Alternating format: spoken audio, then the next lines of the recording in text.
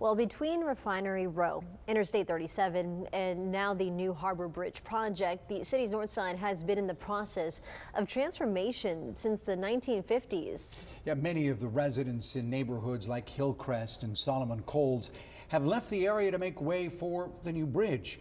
Digital content producer Josh Maxwell joins us in studio to talk about how residents and businesses there are weathering the construction and how it's impacting them personally.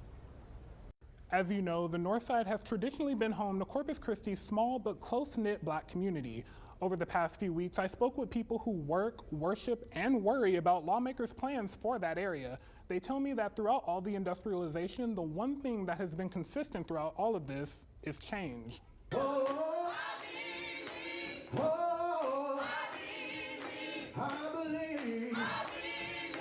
Belief. A concept rooted in the spirits of many Northside churchgoers. Pretty large membership. I believe that God has sustained this church for this long, and I think He'll continue to do that. Associate Pastor Clarence McGill says St. Matthew has been a pillar in the Northside community for over 150 years. With the bridge, and then, we start to see a little decline. It's because people have decided, it's easier to, more convenient to stay at home and worship. That bridge, that construction of that bridge, which is not completed yet, has devastated the community in so many lives. Gwendolyn Coleman is the owner of Unity Chapel Funeral Home. It sits on Sam Rankin Street just past Ayers Park.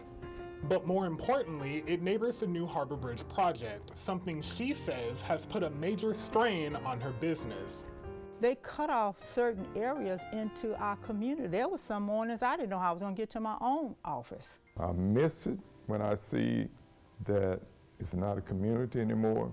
Former Hillcrest resident Maurice Wilson was one of many residents offered a buyout to leave the neighborhood when the new Harbor Bridge project got underway.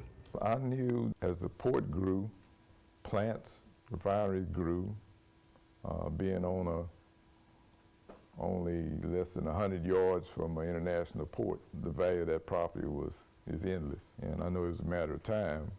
I know that property is world-class property adjacent to the port. Work officially got started on the bridge in 2016.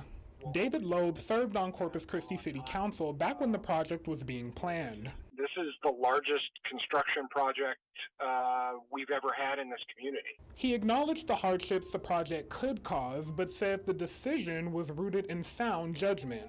It's not a fun thing to live through, but the old bridge is going to wear out and needed to be replaced. For Pastor McGill, his church is being forced to adapt, seeking new ways to outreach to the community.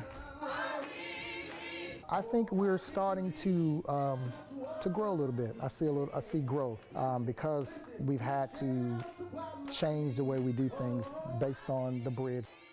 Hillcrest's evolution from a thriving Black community to a near ghost town has been a story decades in the making. As industries gobbled up properties and tore down homes, the new Harbor Bridge is now perhaps the most visible symbol of that change, but it's not the sole cause of it. Now, TxDOT did decline our on-camera interview, but it did point us to studies, neighborhood outreach, and resource guides it's produced in the past. We'll link to those on KIIITV.com. Back to you.